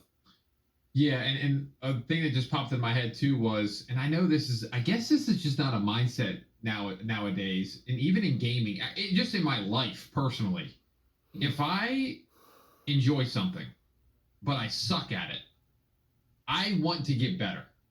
So if I play basketball, and I agree with that, and I go to a court where there's better players, I don't leave. But this guy doesn't understand that there's an AI in there. Watch this guy and go, oh, he just did like this pivot and like a great, underhand scoop shot. Like I want to try to learn that. And I feel like with Call of Duty, I know it's basketball's not Call of Duty, but it's like this hobby thing, and I still want to be good at my hobbies. So, if I'm in a lobby of Call of Duty players that are better than me, I'm like, okay, I'm gonna get wrecked, but I can learn. I can watch his kill cam, and he's always watching this heady over here. He can wall bang this. Like, I'm learning something. Okay, now I'm gonna get better, and then I'm gonna be able to go and crush other people, and then hopefully it's a cycle of that people that you crush, they now go, oh, let me get better, because there's always new people coming to Call of Duty. You make a brand new account. Not saying I've done it, but make a brand new account, play a game of Call of Duty. That's an enjoyable experience. Not beating up on them. I literally did it to see what do these players look like, and it's there I are feel like that's the I know there are. It feels like a different game. I'm not making fun of these people. Sure. If I were to play Rainbow Six, I would look like an absolute idiot. But I would also study. We look like that in any other game that we would pick up for the first time. We would be that guy. It's nothing against those kinds of players, and I think they deserve to have their own experience too. But I mean, it's like it becomes a totally different game when you play it in that context. But I don't know. I think if we could increase the gradient of where the skill is in Call of Duty, we could actually get that feeling again. And that's, I guess, my argument for increasing the skill gap of COD. That's like where PUBG was, and that's why again, for all their own problems, PUBG is a really hard game. Yes, like that's a hard, like gunplay speaking. Yes, game sense. Like PUBG is a hard game, and I'm not saying make COD PUBG, but that is like, you could tell, even if there weren't the most advanced like player mechanics, you could tell a really good player immediately. Just by taking a look at them and the way that they interact with their environment, how they move, and all that stuff. And there's no ambiguity. PUBG for me too. And I'm an example of, like, I played the game a couple times and I didn't really like it. I didn't want to get better at that game, but also PUBG doesn't make a game where it's like, hey, TDAWG, we really want you to play our game. I feel like Call of Duty's just trying to get this big load of people, and everybody can play Call of Duty. And sometimes that's just not the case. Like, I hopped on the Rainbow Six. I don't like the slow, methodical pace of. I like to play COD and rush into a game, and I think Call of Duty's just been trying to arcade shooter. Exactly. Yep. So, it's tricky, man. Because it's a tricky thing. It's not a one size fits all. If you increase the skill gap of COD, it wouldn't be COD anymore. But if you leave it where it is, then people are going to complain about SBMM and everybody being too sweaty. I never hear that term sweaty in almost. Well, okay, that's not true. I never hear that in like again. Imagine Yes, you like a did. chess player sitting down. Yes, and be you like, have. My opponent's too sweaty. Yeah. It's like, bro, that's the point. Yeah. In any other thing, I mean, going back to basketball, going back to sports. Oh, this pitcher's too sweaty. I'm out, guys. I'm not swinging the bat. But there are people like that. I know people on my personal life that if they show up to a basketball court and they see people better than them, they will not play because they feel like they'll get embarrassed or they'll be terrible. And it's like, but you're never going to be better. You're always just going to be playing people like with your boys playing 2v2 pickup. And it's like this whole, but I guess, people may argue it's like, that's just what I want to do. And I guess you just have, okay. And then you need to accept that, especially for SBMM and COD. Like if that's your attitude, then that's fine. But then you just need to accept you might be going 5-15 every game. Sure. Yeah, exactly. This guy is going too easy on SBMM. This guy is going too easy. It's not just turn it off or on. I see it all the I time. disagree. Hard disagree. Okay, that's not going to work. They're basically going way too easy. So that we can have like the fun switch. TDAWG, you need pushback in this podcast sometimes. That's what you need. Like they had their beta or something recently. Yeah, like last weekend. Did you play it at all? Stress test or something like that. Yeah, stress test. Did you play it at all? I actually played. I did not play it this past weekend. I played it the first couple weekends or whatever, like 5 months ago or 6 months ago, whatever it was. I'm just gonna say, X Defiant, for their whole thing of being no SBMM, we're SBMM free. That being practically their selling point. That game was sweaty as hell this last beta. Yeah, but that's because of the players. It's not because of the skill-based matchmaking that's running in the background. No. That's what the... If there's SBMM or not, like how, people have gotten good at that game. It was very sweaty. And I'm like, if this is going to be indicative of the full launch, it's cooked. Because if their only selling point is that feature, it's practically non-existent. I have a counter argument to that. I think when you're doing betas and you're doing stress tests, it's literally the sweats playing it. Like my boys ain't hooking up the PC to play a stress test. They'll when it comes out and it's free and it's like, hey bro, download this. Everybody's on it. That's when you'll get the casuals popping in. You're definitely correct on that. Yeah, for sure. Like the audience that is going to be like this beta test thing generally is the sweat. Call of Duty betas are insanely sweaty. Like I remember BO3's beta. I'm like, holy crap. And then by the time the full game came out, it was a pretty balanced experience and you had a bunch of noobs and you had a bunch of sweats. Yeah, but the thing is, and I've said this in a review or something like that somewhere.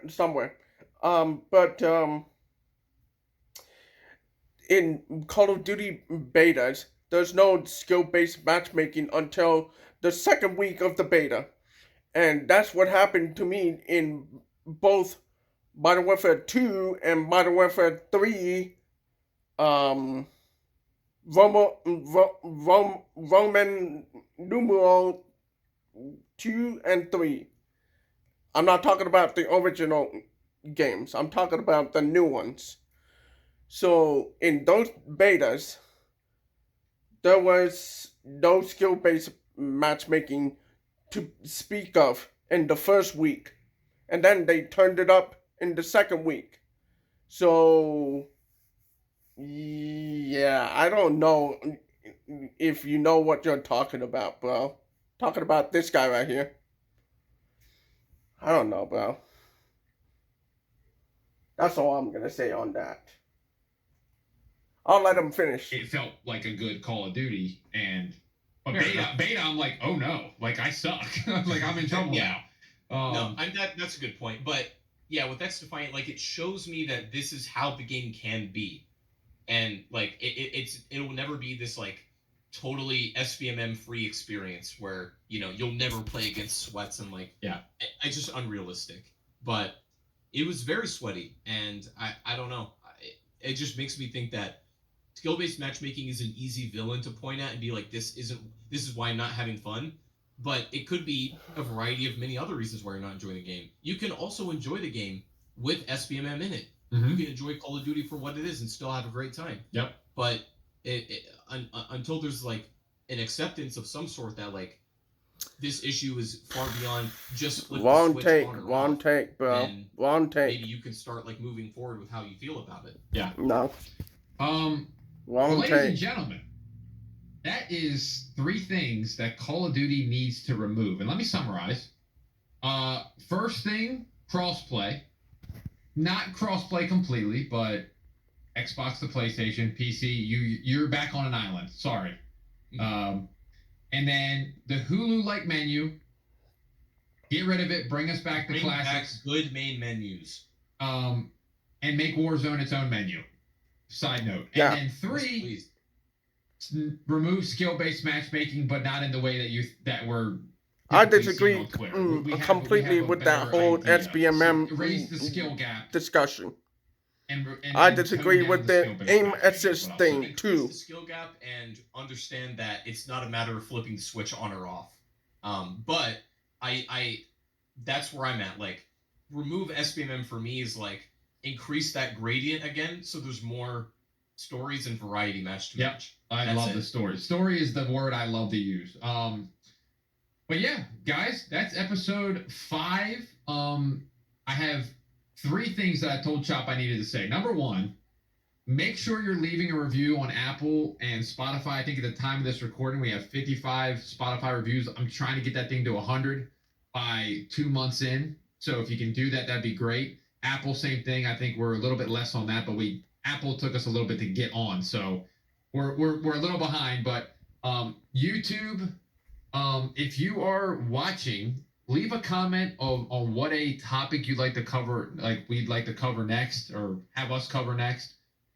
We actually took a comment from the side mission episode and made it into an episode. So I think that's cool. I think we're trying to get you guys more involved. Chop, what was the thing you said before we started? I can't remember what you said about getting people involved. Definitely leave comments. It's really good input for us. The other thing is like definitely go follow us on like Twitter, Instagram. Those are ways that y'all can like. I think we're the most like personally active on there. So if you guys want to like speak to us directly, definitely go drop us both a follow over on those things. And that'll be very helpful, even just for podcast ideas themselves, but just to get more involved with what we're doing. We've got some cool announcements eventually. Definitely stay tuned for those. Oh yeah. But yeah, definitely go follow us up on all that. Completely free to do. Would be very much appreciated. And go drop us a follow. That'd be great. Follow us on social media. Comment what you want to see next. Leave a review. Listen, we're asking you to do a little bit here, but come on now. I mean, the content's flowing, baby.